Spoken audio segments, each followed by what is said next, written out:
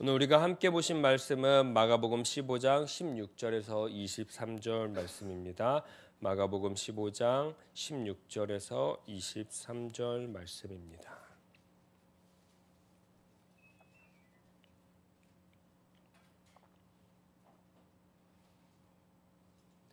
네, 다 찾으셨으면 제가 한 절, 우리 성도님들이 한 절 함께 교독하신 뒤에 맨 마지막 23절 말씀을 합독하도록 하겠습니다.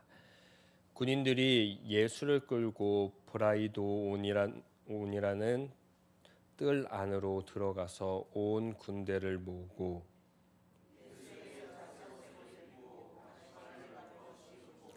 경례하여 이르되 유대인의 왕이여 평안할지어다 하고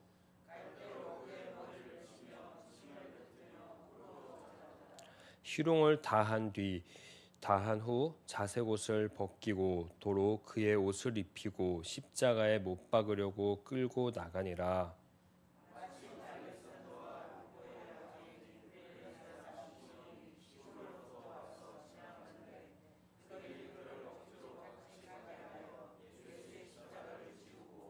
예수를 끌고 골고다라 하는 곳 번역하면 해골의 곳에 이르러 모략을 탄 포도주를 주었으나 예수께서 받지 아니하시니라.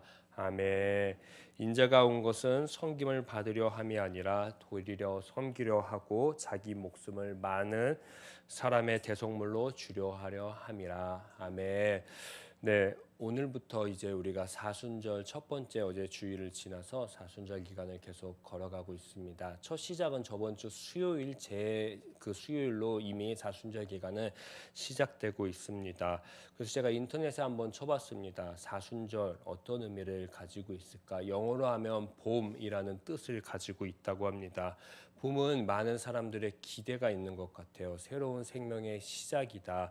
그런데 그리스도의 시작은 자세히 보니까 이 봄에 생명이 아니라 죽음을 묵상함으로써 시작하는 것이 사순절이겠구나 하는 고민을 해보았습니다. 많은 초대교회부터 이 사순절 기간 이렇게 많이 보냈다고 합니다. 몸과 마음을 정결하게 하는 그러한 삶으로 사순절을 택했고, 그리고 그 기간 동안 그 40일 동안 성경을 계속 읽어 내려갔다고 합니다. 더 나아가서 금욕도 했고 금식도 했고요. 그들의 그 새로운 시작 부활절을 기다리면서 시작의 의미로서 그 사순절을 하루 예수 그리스도의 죽음, 고난, 고통을 묵상하면서 하루하루 지냈다고 합니다. 왜 이렇게 이 시간을 지냈을까 한번 고민해 봤습니다. 마치 제가 방금 축복했던 그 마가복음 10장 45절의 말씀처럼 예수님이 이 땅에 온 것은 섬김을 받으려 하는 것이 아니라 도리어 섬김을 하러 온 것처럼 우리가 십자가의 고난을 묵상하면서 예수 그리스도의 죽음을 묵상하면서 하루하루 살아갈 때 예수님이 왜 그 모습으로 살아가셨을까? 어쩌면 이 세상의 것을 받으려고 한 것이 아니라 예수님이 가지고 계셨던 것을 주려고 했기 때문이지 않았을까 하는 생각을 가져봅니다. 우리 사랑하는 성도님들, 이 사순절 기간 동안 우리 함께 예수님처럼 살았으면 좋겠습니다.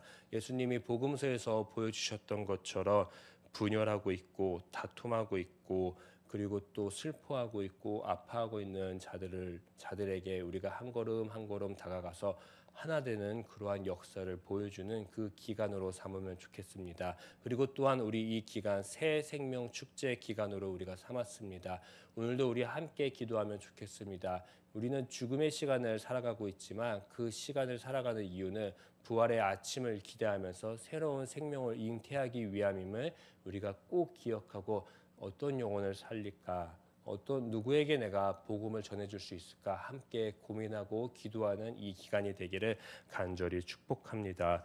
예수님은 이제 공생의 기간, 그 긴 기간을 한 걸음 한 걸음 걸어가시고 그 끝에 다다르고 있습니다. 사실 예수님은 여행을 하면서 제자들을 모으셨고 사실 모은 것도 아니고 제자들이 따라온 겁니다. 제자들이 따라왔고 그들 중에서 우리는 열둘이라는 그 완전수의 제자를 보았고요.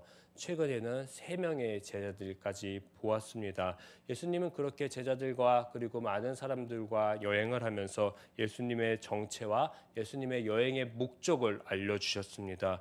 그러면서 마치 내부자인 것 같은 모습들, 예수님의 그 주변을 따라오는 사람들에게 예수님이 누구인지 앞으로 어떻게 해야 되는지를 잘 알려주신 것 같았는데 자세히 보니까 내부자들도 외부자들과 같이 주변에 다 도망가고 없었습니다. 특별히 가장 수제자인 베드로도 마찬가지였습니다. 베드로도 거짓 고백자로 증명하고 입증되었습니다.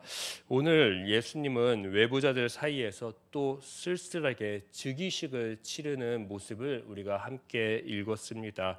즉위식은 대관식이라고 합니다. 멋진 가운을 입고요. 그리고 머리에 왕관을 쓰고 한 나라의 최고 통치자를 발표하는 그러한 날입니다. 그러한 예식이고 많은 백성들에게 인정받는 그러한 시간이 바로 즉위식 대관식입니다. 예수님 또한 오늘 17절 보게 되면 포르티아라고 해서 자주새 옷을 입습니다. 왕과 제사장이 입는 옷이지요. 그리고 수페타노스라는 왕관을 빗대어 만든 바로 면류관 십자가를 그의 머리 위에 씌우게 됩니다.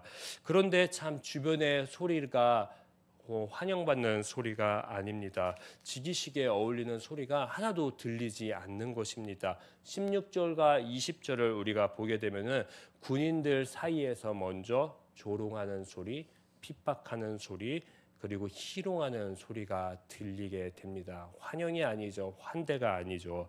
이 조롱과 희롱의 소리는 십자가 사건을 가운데 두고 29절과 32절에 한 번 더 보여집니다. 저는 나름 의미가 있다고 생각합니다. 십자가를 가운데 두고 앞뒤로 무언가 희롱하는 소리, 조롱하는 소리로 이루어진 그러한 하나의 즉위식 말이지요. 예수님의 즉위식은 조롱과 희롱의 즉위식이었습니다.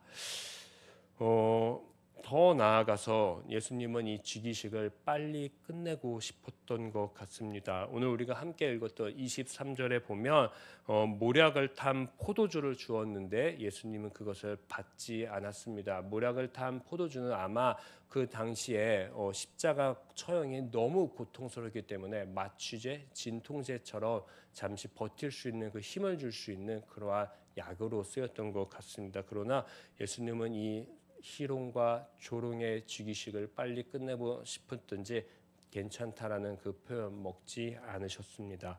저는 잠시 이 사건을 한번 읽고 고민해 보았습니다. 왜 이런 즉위식을 예수님은 치르셔야 됐을까? 어쩌면 이 사건을 보고 듣고 있는 교회에게 먼저 이야기하는 것 같았습니다. 즉위식 많은 사람들은 교회의 출발을 오순절 마가의 다락방에서 출발했다라고 보고 싶어 할 겁니다. 그런데 저는 어쩌면 교회의 출발은 이 즉위식에서부터 출발하는 것이 아닐까 싶습니다. 그리스도인의 출발, 교회의 출발은 예수 그리스도가 보여줬던 것처럼 죽음이 먼저다라는 것을 말이지요. 죽음을 경험해야 참 제자가 된다. 죽음을 경험해야 교회가 우뚝 설 수 있고 단단해질 수 있다라고 마가는 이야기하는 것 같았습니다. 이전의 마음을 가지고 죽음 전의 마음을 가지고 살면은 과거의 삶을 가지고 살아가면 예수님을 따라갈 수 없다, 따를 수 없다라는 것을 마가는 계속 일관성 있게 보여주는 것 같습니다. 세상은 어쩌면 살아가다 보면은 섬김을 받고 싶어하는 삶을 매일매일 요구할 것 같습니다. 그리고 왕의 자리처럼 나도 그 왕의 자리를 매일매일 올라가려고 유혹하는 것 같고 꿈꾸게 하는 것 같습니다. 그런데 교회는 그리고 그리스도인은 적어도 예수 그리스도처럼 대속의 삶을 살아가야 된다라고 계속 쿡쿡쿡 찔러주는 것 같습니다. 아까 제가 축복했던 마가복음 10장 45절의 말씀과 같이요. 희롱, 핍박. 그러나 섬기는 자는 십자가는 바로 대속의 의미를 계속 우리에게 이야기해 주십니다. 오늘 예수 그리스도의 지기식이 바로 그렇습니다. 교회는 어쩌면 세상과 너무너무 달라서 희롱을 받을 수도 있고 조롱을 받을 수 있다라고 말이죠. 그러나 하나님은 예수 그리스도를 십자가 사건 그 죽이식을 통해서 온 세상에게 구원의 선포, 구원의 희망을 다시금 보여주고 선포했습니다. 바로 그 출발을 우리들에게 보여주셨습니다. 저는 한 번 더 생각했으면 좋겠습니다. 어제 우리도 죽이식을 나름 치렀습니다. 새로운 출발을 어제 가졌습니다. 축제 같은 시간이었습니다. 그러나 도리어 우리들에게는 죽음과 같은 시간이었으면 좋겠다라고 이야기하고 싶습니다. 그리고 참 감사한 게 어제 사순절의 첫 주의 시작이지 않습니까? 저는 그래서 어제 우리의 이 교회의 출발, 이 시간을 한번 이렇게 다짐하면 좋겠다라고 생각했습니다. 이전과는 다른 모습으로 살아가겠다라는 그 다짐 말이죠. 교인으로서, 교육자로서, 그리고 또 교회의 모습으로서 하나님 나라의 새 출발은 이전과 다른 것을 분명히 내 마음속에 장착하고 이제 오늘부터 시작이잖아요. 오늘 내가 어떤 모습으로 새롭게 시작할까, 출발할까 한번 마음속으로 다짐해보고 실천하셨으면 좋겠습니다. 이전과 다르게 말이죠. 저는 한번 도전 드리고 싶습니다. 죽음을 경험하지 못했던 외부자와 같은 제자들, 그리고 12명의 제자들, 3명의 제자들이 아니라 예수님의 죽음을 온전히 경험하고 지켜보고 다시금 회개하고 돌아와서 부활의 새날을 살게 된 진정한 내부자의 제자들처럼 오늘 우리 사랑하는 시냇가 에이셀나무 교회도 외부자가 아니라 바로 내부자의 삶, 예수님 곁에서 예수님과 똑같은 삶을 하루하루 살아가기를 간절히 도전합니다. 이 땅에 수많은 교회가 있어도 적어도 우리 교회만큼은 진정한 제자도의 본질을 회복하고 보여주셨으면 좋겠습니다. 저도 보여주려고 날마다 몸부림치겠습니다. 섬김 받으려고 이 자리에 서는 것이 아니라 섬김을 주려고 하루하루 살아가도록 간절히 저도 노력할 것입니다. 마가가 원하는 제자도는 어쩌면 예수님처럼 세상 속에 대속물로 살아가라라고 계속 이야기합니다. 계속 저도 대속물의 삶으로 살아가겠습니다. 저는 오늘 하루 이 말씀을 읽고 어떻게 적용하며 살아갈까 고민했습니다. 적어도 이렇게 살아가려고 생각합니다. 대속의 삶, 희생의 삶을 오늘 하루만이라도 좀 살아가 보자. 여기서 제가 말하는 희생은 진짜 모든 것을 희생하라는 것이 아니라 당연한 삶을 살아가야 되는데 당연하지 못했던 오해의 삶으로 살아가고 있는 그 모습들을 다시 당연하게 초점을 바꾸는 삶입니다. 가정에서 어떻게 하면 희생의 삶을 살아갈까? 또 제가 다니고 있는 직장, 이 시냇가 에셀나무 교회 가운데에서 어떻게 희생의 삶을 또 살아갈까 고민하고 꼭 적용하는 오늘 하루가 되겠습니다. 왜냐하면 희생은 죽음의 한 형태이기 때문입니다. 희생의 삶을 저만 살아가는 것이 아니라 오늘 우리가 함께 이 자리에 계시는 모든 성도님들도 살기를 축복합니다. 함께 간절히 예수 그리스도의 죽음 그리고 이 희생을 오늘 내 삶에 조금이나마 증거하며 함께 살아갑시다. 제가 기도하겠습니다. 하나님, 오늘 우리에게 사순절 첫 번째 시간 요일을 살아가게 해주셔서 감사합니다. 오늘 이 월요일 새 아침 새 날에 예수 그리스도의 고난 그리고 죽음을 우리 안에 담았습니다. 헛된 죽음, 헛된 희생이 아닙니다. 이 예수 그리스도의 피 흘림을 많은 사람들의 목숨을 살리기 위해서 흘리셨습니다. 그러면 그 발자취를 따라가는 교회 개인으로서의 우리의 삶 가운데에도 많은 사람들을 어떻게 하면 살릴까?